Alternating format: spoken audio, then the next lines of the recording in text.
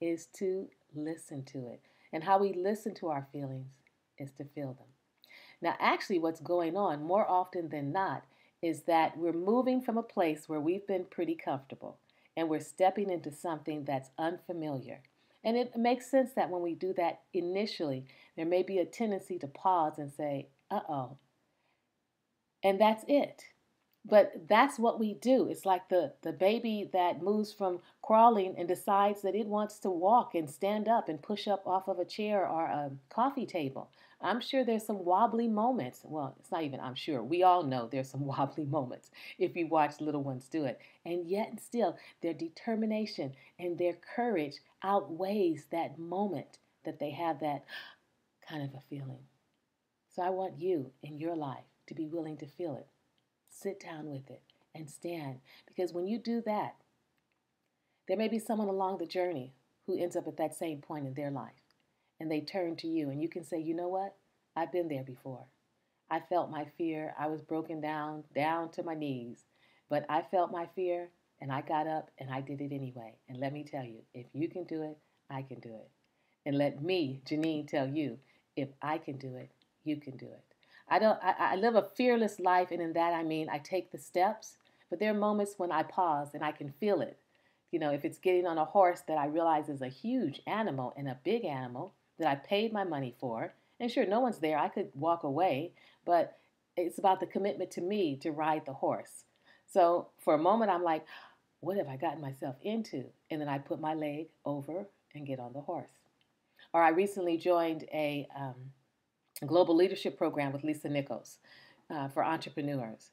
And the accountability with my coach and the different things that come up really takes my breath away. So I know I'm stepping into something bigger because it does take my breath away. And there's moments, yeah, that there's a sense of anxiety or just a nervousness, which I really think in some regards is healthy for all of us. And I just feel it and I keep on going. One of the key things that I can offer you this morning is don't tell a story. Don't scare yourself to death. Just stop. Don't say, well, what might happen? Well, if I do this, what's going to happen? Well, what will people think of me? Or will people judge me? Or will people criticize me? Just don't tell yourself a story. If you can just feel the fear and then go within to that presence within you and allow that feeling to be there. Know that you're going to give it your attention because you know it has something to offer you. And then after that, be still and you'll notice that it'll dissipate. It won't last, days and days and days. It does not have to immobilize you. It doesn't have to stop you dead in your tracks like it does for so many people. Where we connect with each other is in our vulnerability. So even if you're someplace and someone says in a meeting and they point to you and say, could you share your opinion? And you're like, oh my goodness, I like being a wallflower. I don't want to say anything in a meeting. But recognize that you have something to offer. And the universe just gave you an opportunity to share it. And so you step into that invitation and say, sure, this is my opinion. This is where I see it. Because you may even be surprised about what actually comes out of your mouth.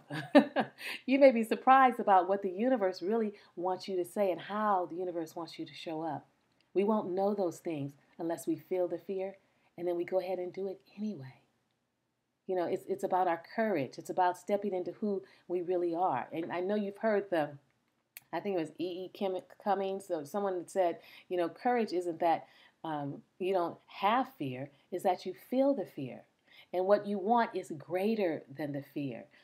How you want to show up in the world is more important to you than being safe in those comfortable slippers that you wear all the time, that you're willing to kick them off and get a new pair that's probably even cuter at this point, and keep on moving forward and recognize that further down the road, you're going to have to kick that pair off too and put on another pair because that's life unfolding and growing and expanding.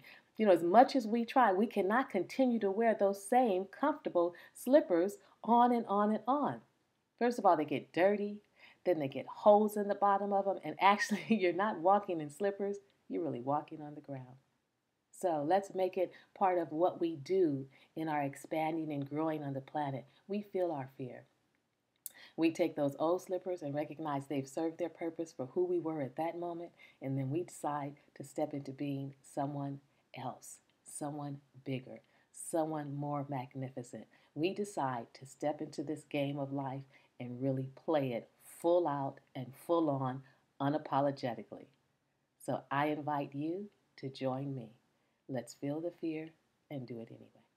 And of course, if you're having some struggles along the way, you can always reach out to me, www.JenenneMacklin.com.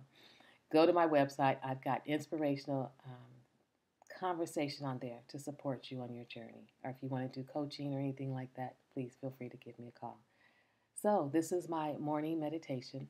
I kind of like this. Yes, I'm wearing the same pink shirt. I'm going to keep wearing this shirt. Every time I sit down, I think I'm going to come home, dry myself off, because some days it's so hot in Pasadena, and slip on my pink shirt. So when you see it, you'll know. Pink is sending you love. Pink is sending you joy. Pink is sending you inspiration. Pink is sending you the movement from walking. Have a great and amazing day.